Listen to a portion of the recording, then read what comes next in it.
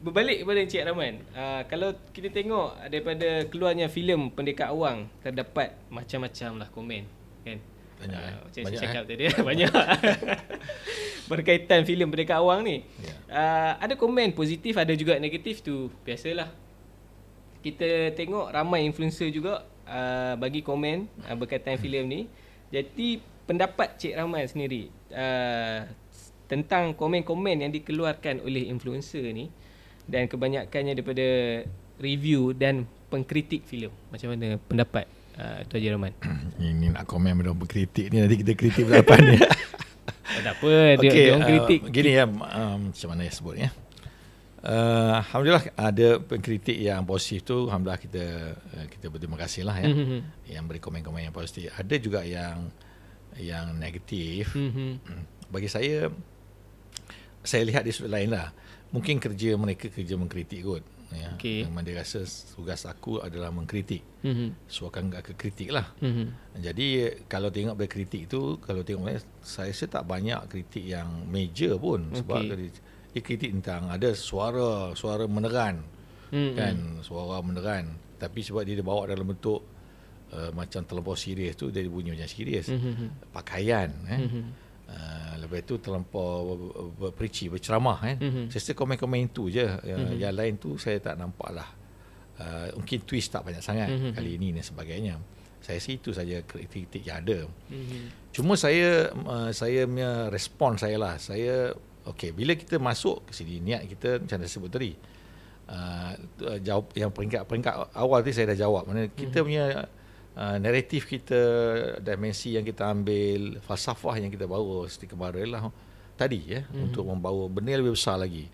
Benda yang nak kita ketengahkan kepada masyarakat sambil dalam bentuk yang menghiburkan, dalam bentuk multimedia dengan visual, supaya kesan terbaik dapat dirasai dengan sepenuh daripada membaca buku dan sebagainya. Jadi itu benda yang kita fikir yang besar yang kita nak lebih mendalamkan. Jadi saya mengharapkan pengkritik ini mungkin dia boleh juga tengok di sudut demikian. Mungkin dia boleh kita mengharap begitulah, yang maknanya dia memberi sokongan ya. Dia menggalakkan bahawa ini ya betul, kita tahu bahawa ini adalah kekurangan, tapi saya fikir isinya banyak, ini boleh membangun umat, dia boleh menimbulkan kesan yang positif kepada pembangunan masyarakat kita. Jadi saya harap lebih ke situlah. Tapi jangan sampai orang tak nak pergi tengok. Itulah sebab saya tengok. Tapi saya rasa ada dua saya perhatikan juga. Saya baca juga mana yang saya mampu baca lah. Setengah tu memang dia kerja nak kritik. Mungkin dengan banyak kritik menunjukkan dia terror lah kot. Mungkin begitu, saya tak tahulah, saya pun baru. Tapi ada setengah tu agak tak tahulah kritik, tapi dia sampai peringkat macam ada menghasut pula kan. Untuk tidak pergi tengok. Tak payah pergilah. Ini sampai bagi 1/10, saya rasa itu agak tak menasabah lah kan. Itu nampak macam tak suka kita pula atas motif apa tak tahu. Tapi kita pun membuat analisis sendiri dan kita pun ada rumusan sendiri. Saya rasa tak perlulah sebut sini kan. Rumusan saya, siapa yang di belakang itu kita tengok, kita study juga. Oh patutlah. Patutlah. Susu galur yang dari mana? Patutlah. Saya rasa itu pun kan dia orang pandai, jadi bila sebut itulah pun mungkin dia tahu dah ya. Jadi itu. Kemudian termasuk dari sini tentang isu terlampau direct kan. Kita kenapa direct sangat, tak ada twist and turn kat sini. Direct maksudnya setengah orang tu dia menceritakan secara implied, secara tak langsung, dengan simbol-simbol dan sebagainya kan.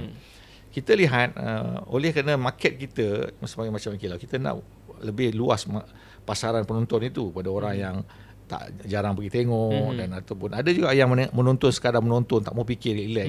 Jadi kita punya mesej kadang kita memang kita direct. Sebab kita pun dapati bahawa ada sebahagian daripada kalangan kita, orang Melayu kita, dia very simple minded. Dia pun tak nak fikir jauh sangat. Dia tak nak menganalisis sangat. Dia kalau kona-kona ataupun dia di mana fikirlah, tak nak tengok lah. Jadi mesej nak sampai tak sampai. Jadi kita pun ada bincang. Kita ada benda kita kena direct terus. Nak pilih nak indirect ke tak ada. Ada yang indirect, tapi ada yang terus direct. Sebab kita rasa dia kalau kita cakap tak faham. Nanti kita pergi tak faham. Jadi baliknya orang tak dapat apa. Kita nak biar pulang tu tonton ada manfaat. Jadi kita ada pendekatan kita cakap direct terus, kita terangkan. Jadi sebab tu kadang dia bunyi macam macam menasihat dan sebagainya, straightforward gitu ya. Jadi sebab yang Cik Syah sebut, kenapa kita kena ikut orang lain? Sebab tujuan persembahan ni sebenarnya sepatutnya mendidik masyarakat. Saya pernah sebut bahawa di zaman-zaman dahulu, hatta bukan dalam sejarah Melayu pun, hanya nilai-nilai persembahan ini, persembahan pada orang ramai ni, sebenarnya benda yang baik je. Kalau tengok filem-filem lama tu pun, yang baik saja yang dibenarkan dipersembahkan, ditontonkan dalam persembahan. Kan kalau kita kata opera Cina pun saya tak tahulah, tapi saya jangka mana benda yang baik saja yang dia akan benarkan tonton. Benda yang tak baik, orang tak benar akan duduk depan pentas untuk persembahan. Betul tak? Betul. Jadi sama je macam cerita. Sepatutnya kita kena persembahkan yang baik saja. Yang tak baik, dia sepatutnya jangan diberi peluang pun naik. Yang merosakkan masyarakat, yang memalukan masyarakat, sepatutnya simpan saja. Jadi sebab itu pendekatan kita saya sebut tadi begitu. Jadi kita mengharap penganalisis orang Melayu kita dalam keadaan ketandusan filem Melayu yang orang kata lemah sana, mengatakan bangsa kita ni diam ke aipan, kita patut menerima dengan baik kritik sekadar, tapi saya harap dia menggalakkan untuk orang pergi tengok. Dan lama-lama besok setelah kita mesej dah makin banyak dah sampai, kemudian kita akan mengubah. Kita pun tak mau Seri Kembara keluaran dia sama saja kan. Begitu. Jadi itulah komen saya kepada pengkritik ni. Alhamdulillah, terima kasih kerana kritik tu. Tapi lihat falsafah kita tak akan sama dengan Hollywood dan sebagainya. Dia ada motif tertentu, yang lain motif tertentu. Kita motif kita demikian. Sebab itu bunyi dan caranya, lenggang-lenggok kita, persembahan kita adalah berbeza. Ada motif yang baik. Dan itu gitu. Saya rasa macam pengkritik ni sebenarnya ada banyak jenis pengkritik lah. Jadi dan tujuan dia mengkritik pun pelbagai, kemudian datang daripada pelbagai lapisan. Sedang sekarang ni dalam media sosial pula, semua orang boleh menaik dan sebagainya kan. Jadi cuma saya rasa dan satu lagi ialah dia subjektif. Contoh, dulu kritiknya kami tak suka kamera bergoyang. Bergoyang contohnya. Jadi kali ni kita bawa memang only 10% mungkin bergoyang. Itu pun masih ada juga yang kata goyang lagi best. Goyang kan? Lagi balik bergoyang pula. Jadi yang mana satu sebenarnya kan? Begitu juga ada yang kata filem yang banyak macam bentuk dialog-dialog yang berceramah suka.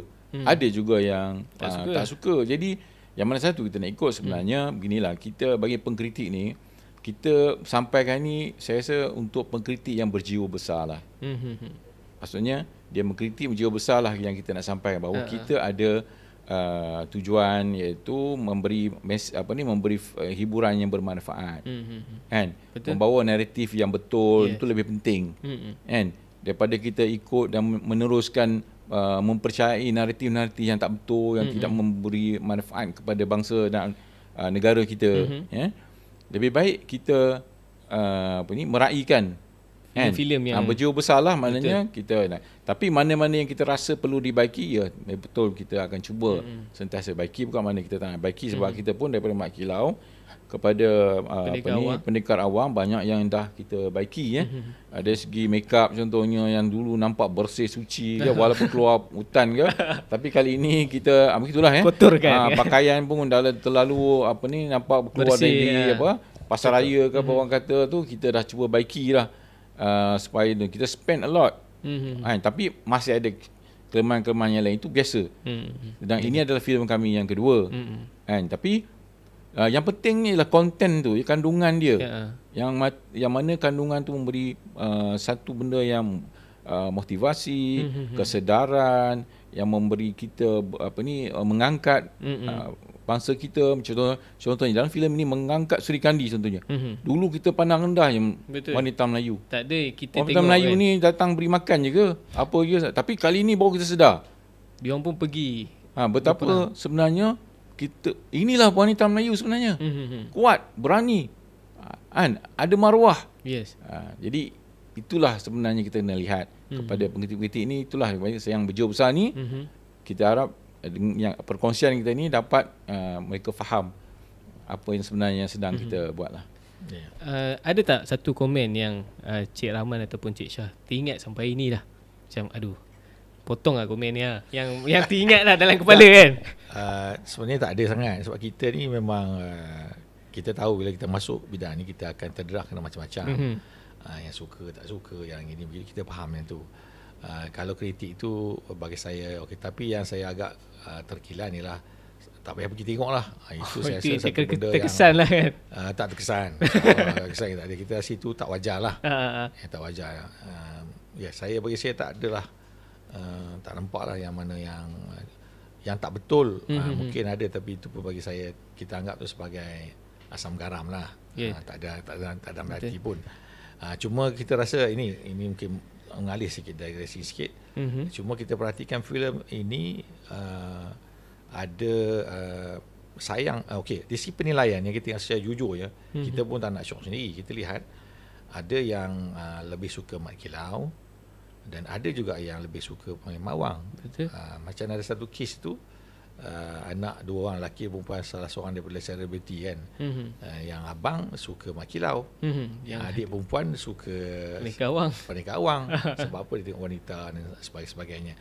Jadi kalau dia masing-masing ada terbahagi dua, satu menunjukkan dia ada kualiti. Kalau tidak mesti tak confirm, mesti ni tak ada dia punya tak ada berbelah bagi dua-dua. Mana yang ini makin. Tapi tak, kita lihat ada yang tengok banyak kali ada yang 3 kali ada, tak ada yang 5 kali pun ada sebenarnya.